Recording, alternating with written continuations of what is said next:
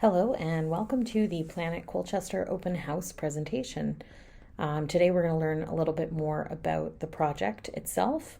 We're also going to look a little bit more at land use planning more generally, what it can do, what it can't do, and just learn a little bit more about the whole process.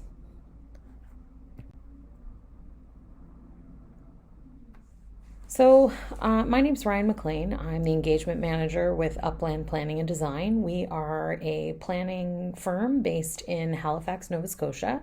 And on this project, I'm joined by my colleagues Ian Watson, Kevin Cooper, Ingrid Wiley, and Lydia Broderick. And we are working with the municipality of the County of Colchester on the Planet Colchester project. So a good place to start is looking at, what is Planet Colchester? What is this project trying to accomplish? So in a nutshell, Planet Colchester is a project to develop a county-wide municipal planning strategy and a county-wide land use bylaw for all of Colchester County. So kind of where we're at the moment is at the bottom of the screen. We're kind of at this foundational stage where we're working on background studies and kind of an initial phase of public engagement to hear from folks in the community about, what matters to them in their communities, what they want to see for their community in the future, and also what they don't want to see in their community in the future. So much of Colchester County is unplanned and has grown organically over time. There are a few areas of the municipality that do have planning in place, areas outside of Truro, kind of in the Bible Hill Valley, Salmon River area. Also in Tatamagouche, there's also planning in that community. But the vast majority of the municipality has no planning regulations whatsoever at present. In recent years, we've seen a population increase in Nova Scotia, and that's creating pressure for development. So Planet Colchester is really an opportunity for residents to have a say in where and how their communities grow and develop.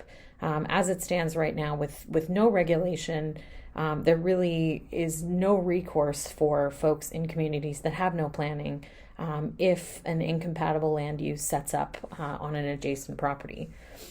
Another important thing to note is that this project is a requirement of the provincial government. So back in 2018, the province of Nova Scotia passed Bill 58, which mandates all parts of Nova Scotia to adopt planning.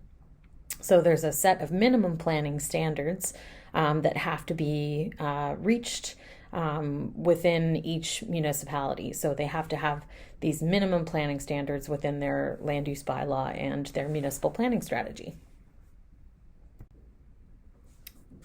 So it's worthwhile for us to take a few minutes to talk a little bit more about what is land use planning more generally, so that we can just have a better understanding of what planning can do, what planning can't do, and how the process works.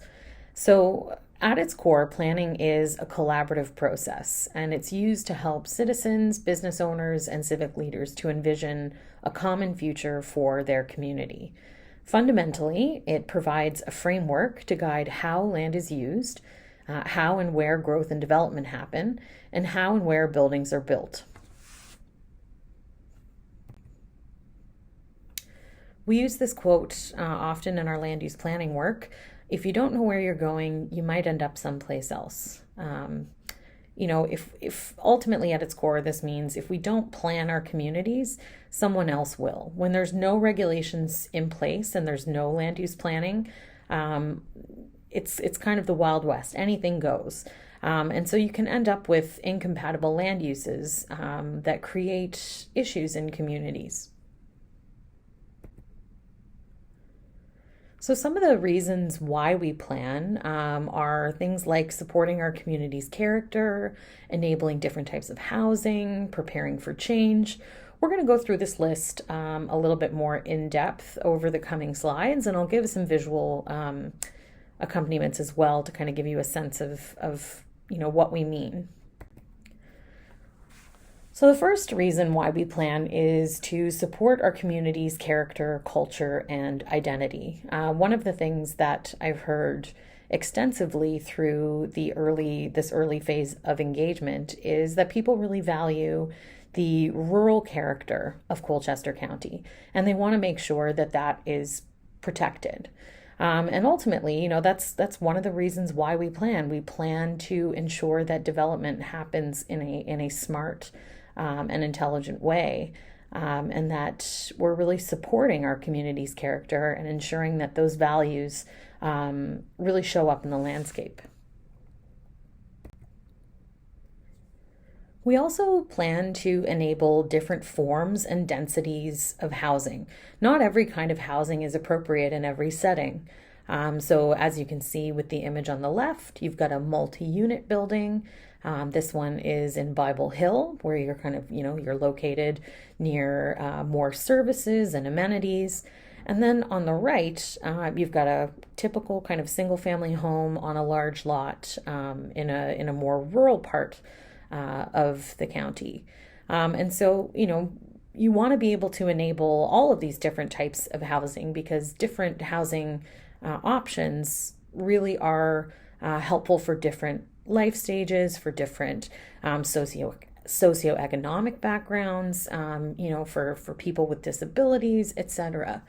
So we want to make sure that we have planning in place to enable different forms and densities of housing, and to ensure that those are occurring in a way that makes sense in the community.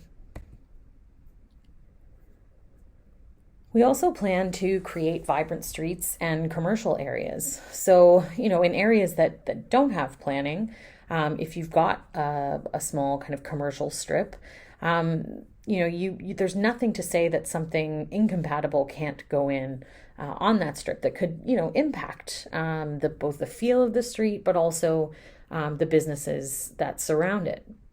And so planning is really a way for us to help to kind of facilitate those vibrant streets and commercial areas, and ensure that we do have space set aside for that kind of development. Another big one is, we plan to prepare for change. So this can be environmental change, like you see here on the slide. Things like, coastal erosion, more severe weather events, sea level rise, those kinds of things. But we also plan to prepare for other types of change, like demographic change, such as maybe an aging population.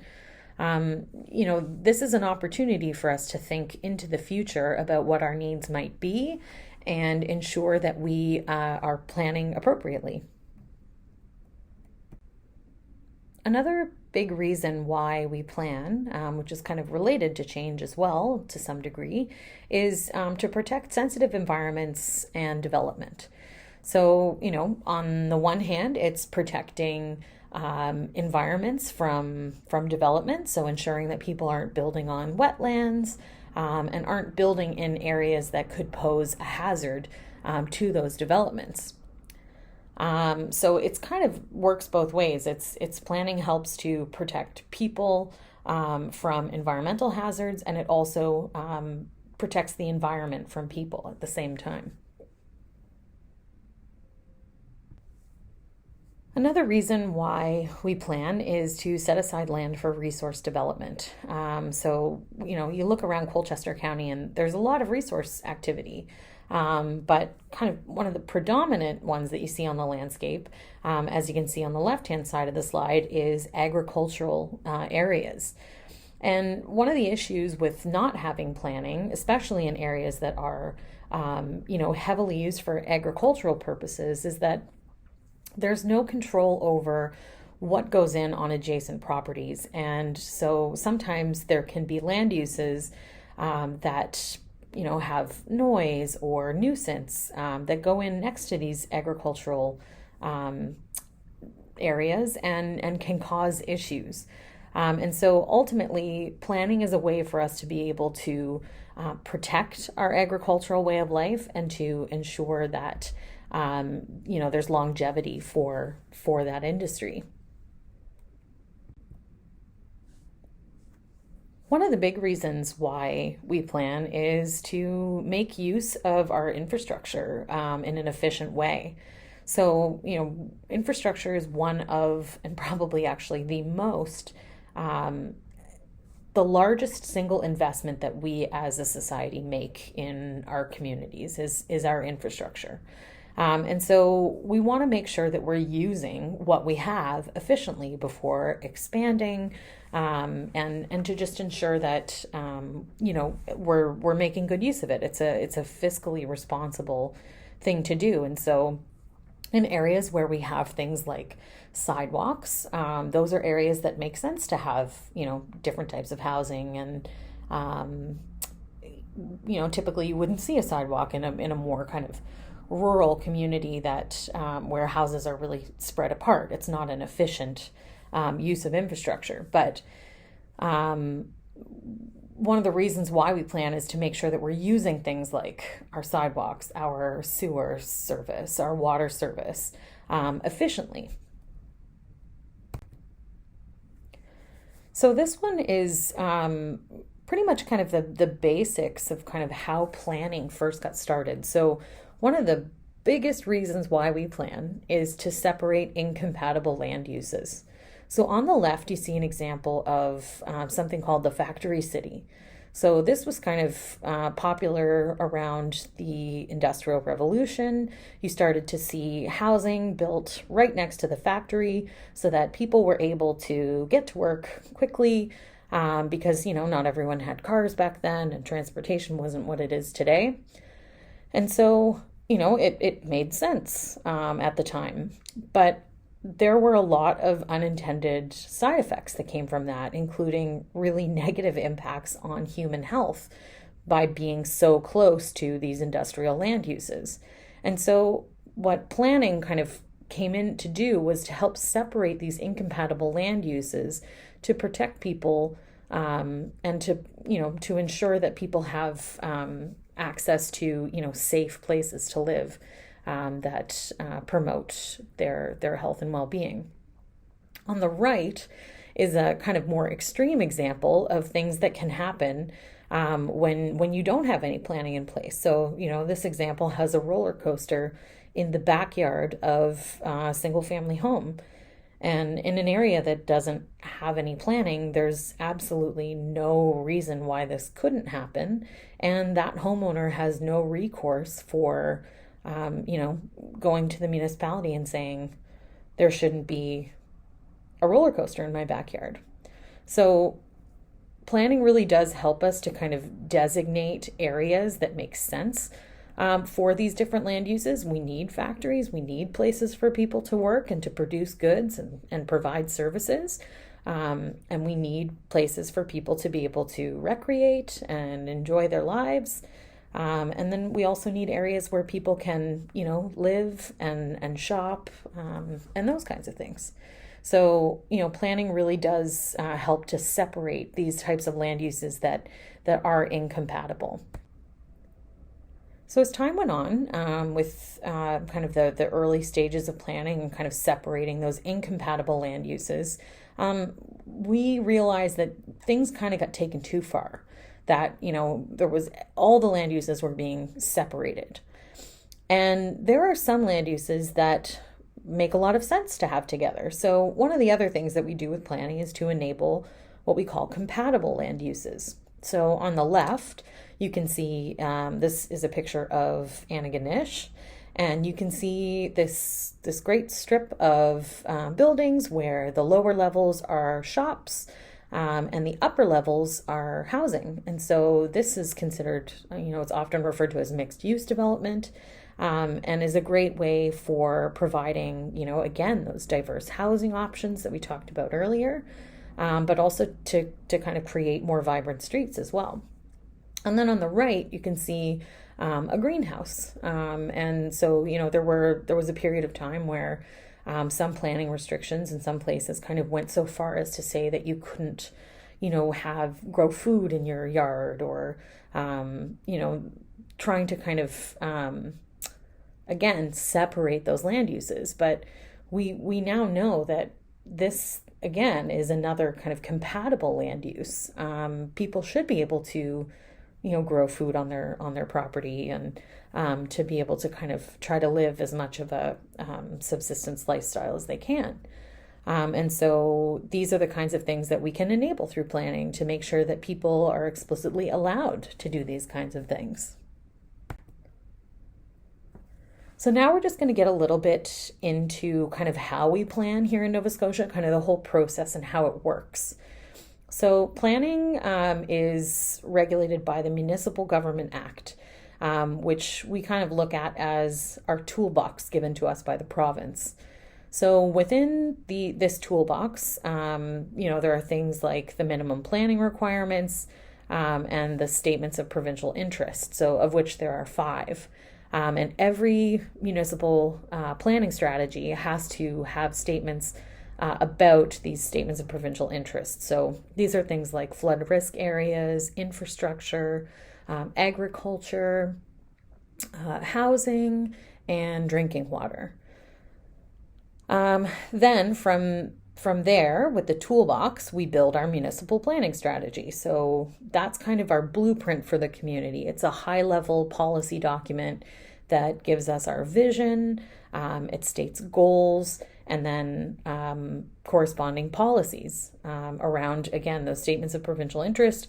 And we're not limited to only having statements of policy around those. Those are just the ones that we have to have statements on.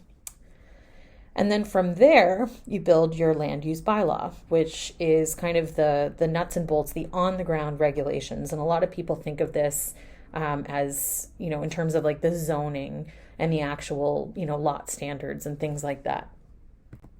So here's just a little example of, what this looks like. So in the Municipal Government Act, it states that a municipal planning strategy must contain statements of policy with respect to housing.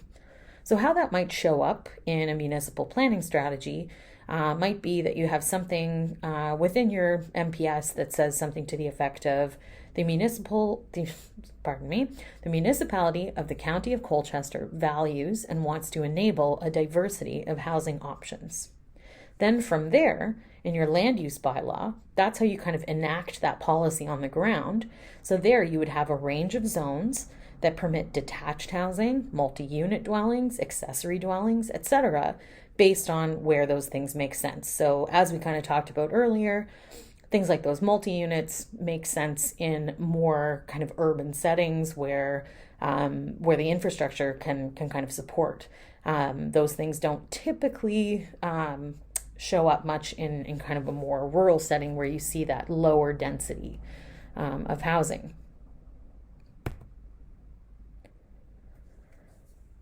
So some of the tools in the toolbox given to us by the Municipal Government Act. So here are the things that we can regulate as planners. So we can regulate things like lot standards, building placement, building size, the uses permitted on the land. It's called a land use bylaw, signage, the location of services, the processes required for different types of development, accessory buildings and structures, outdoor storage, etc., etc.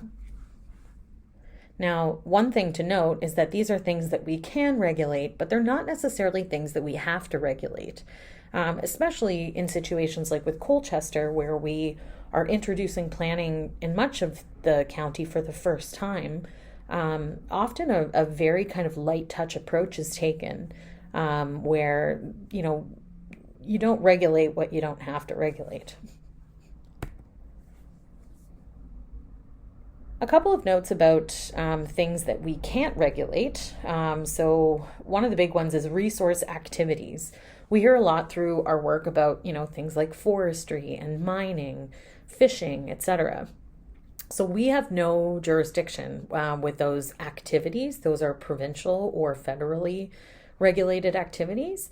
But kind of the way in which that we can regulate resource land use is through things like, maybe where you would put a sawmill in the community. So you can't regulate forestry, but you can regulate where it might be appropriate for something like a sawmill to go. We also can't regulate lands below the ordinary high water mark, as again, these are provincial and then federal jurisdiction. We also can't regulate people. So we can't say, only people born in Nova Scotia can live in this community or buy land here, etc. So there's no mechanism to regulate people through this. We also don't regulate motor vehicles. So we don't regulate cars. Basically, we say if it's got wheels on it, we typically don't regulate it. RVs tend to be a bit of a sticky situation because they are kind of, especially now in the midst of a housing crisis, a bit more of a being used as a housing option for folks. But we can regulate where an RV park might go, but we can't actually regulate the motor vehicles themselves. We also can't regulate trees except in relation to development. So this is kind of taking us a little further down the line, but it's worthwhile to kind of look at kind of how we plan and some of the kind of processes involved. So the most common process is just as of right development. So this is permitted uses that comply with the land use bylaw, and they're used for straightforward development. Things like, you want to build your house, you go get your permit, you're done. There's no public engagement process. It's approved in the community by a development officer, and there's a fast turnaround time. The next two are other processes that can be applied that just kind of add a couple more layers of oversight to ensure that particular development is cohesive with the area. So site plan approval is one. So that has kind of additional criteria that's laid out in the land use bylaw. Discretion on site plan approval is given to the development officer. And these are the kinds of developments where surrounding property owners are notified upon approval of the site plan. So these typically have kind of a fast to medium turnaround. And then there's development agreements, and these are kind of take more time, they're more expensive, they're for higher risk and higher intensity projects. And they have a higher level of community involvement because of the fact that they have impacts. So proposals are evaluated according to policy in your municipal planning strategy. Again, they're used for those complex projects or projects that have a really strong public interest. There's some potential flexibility with them. The agreement, a development agreement, is registered on the property itself. And there's a pretty slow turnaround time. They're usually 6+ months. And again, surrounding property owners are notified. And there's also a public process involved so that the public can comment. So this is probably a question that you've had since the very beginning of this presentation. So how will this impact me? These new documents will pertain to all new development after the documents are approved by council. So everything that is currently in operation legally within the municipality will stay the same and be permitted to continue as it has been, even if it doesn't conform to the regulations in the new land use bylaw. So you're actually protected, everyone is protected by the Municipal Government Act as a non-conforming use. So it's not retroactive. It doesn't say, you're no longer, your business is not in a commercial area, you have to close. That would not happen.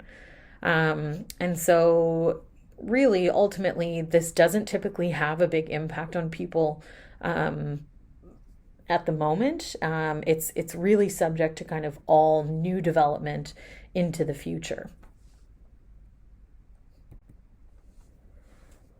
So just a little bit more about the project and kind of the objectives and some of the kind of guiding questions, and a little bit more about the process. So, with this project, we really want to integrate community participation into the planning process through inclusive and meaningful conversations with residents and stakeholders. We've been really fortunate to have 5 open houses so far. We're going to have a 6th one coming up in Debert. And it's been great to just get to talk to people about their values in their community, to make sure that, at the end of the day, this document reflects the desires of the community and the vision that they have for themselves, or that you have for yourself. Another objective is to just share information about the benefits of planning, the risks of no planning, and existing conditions and key planning issues with members of the community. So this presentation is an example of us kind of sharing some information and talking a bit about those benefits and risks. We also have a background document that's been kind of an analysis document that's been done. That's available on the project website. So that's on the colchester.ca and then /plan-it-Colchester. So there you can actually find links to, that Bill 58, the minimum planning standards, and a host of other information as well. You can also find links there to other engagement activities. Another one of the objectives of this project is to gather input. So like I mentioned before, we really want to hear about the values, preferences, concerns, solutions that people have in mind that will help to kind of answer some of the questions that we have and inform decision making moving forward. Really, this early stage of engagement is, I always say, the initial phase of consultation is quite philosophical. It's really about thinking about your vision for the future of the community. Later stages of engagement will kind of be a bit more, they'll be tangible, like you'll be able to look at a draft document and say, I like this, I don't like this, etc. But for the time being, we're really just talking about, what really matters. Things like, as I mentioned earlier with, folks really wanting to maintain the rural character of the community, those kinds of things. We also want to foster trust in the intentions of planning regulations and respect for long-term community vision. The goal is always to have these documents be reflective of the community. It's about what you want in your community. And so ultimately, at the end of the day, we really want to make sure that we get a good, clear picture of what that is for folks so that, they really see themselves in the documents. So some of the guiding questions for this initial stage of engagement, things that you can kind of spend a little time thinking about. What are your priorities? How might you envision Colchester's growth and development over the coming decades? What kinds of location-specific issues are you seeing in your community that you really want to see addressed through this process? And also, we always love to hear what kinds of solutions you see for the future. The project timeline. So this project started up in the fall of 2022. We spent the winter doing background and analysis work. Again, that report is available on the project website. We're in this initial consultation phase right now, which will be wrapping up kind of mid-June. And this is, again, a really great opportunity for us to think about that long-term vision for the community. And then from there, we'll take the information that we've gotten through the initial phase of consultation and begin drafting a draft municipal planning strategy and a draft land use bylaw. From there, those documents will then go back out to the public for draft consultation. So you'll be able to look at them. You'll be able to read them. We'll do more presentations so that people can, get a better understanding of kind of what they have to say. Take a look at the zoning maps and let us know what you think. And then from there, there'll be final edits with a goal for these documents to go to council for adoption in the fall of 2024. So this initial engagement period, we've actually extended it. So it started March 13th and it'll run until mid-June. So there's some public activities available. There's a public survey if you haven't gotten a chance to take that yet. We'd love it if you did. There's also a Social Pinpoint online interactive map, which is a great opportunity to leave feedback on a map to show us kind of things in your community. Examples of things you really love, places where you see opportunities or have ideas for the future, and those kinds of things. We've been doing the open houses. We've also been doing some pop-up events, just talking to folks out in the community. And we'll be running some topic-specific online group discussions at the end of May and early June. Again, those are available to register on the project website. We've also been doing some targeted stakeholder engagement activities, so talking to different stakeholder groups in the community. So this can be community organizations, regional enterprise networks, all kinds of different groups that kind of represent different interests in the community.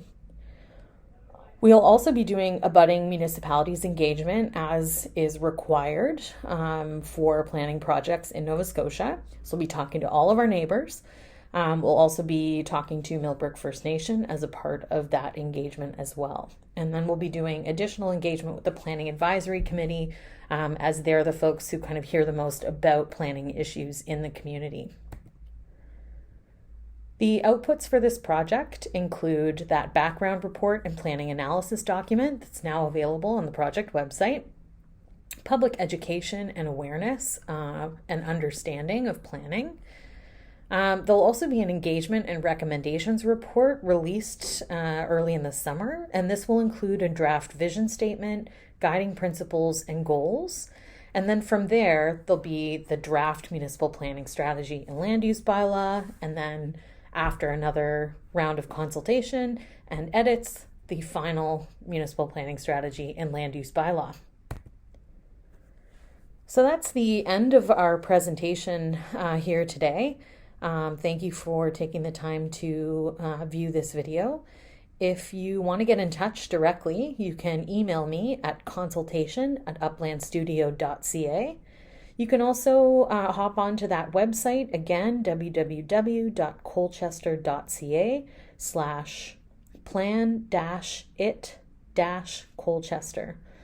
We really look forward to hearing your input, and thank you so much for your time and attention.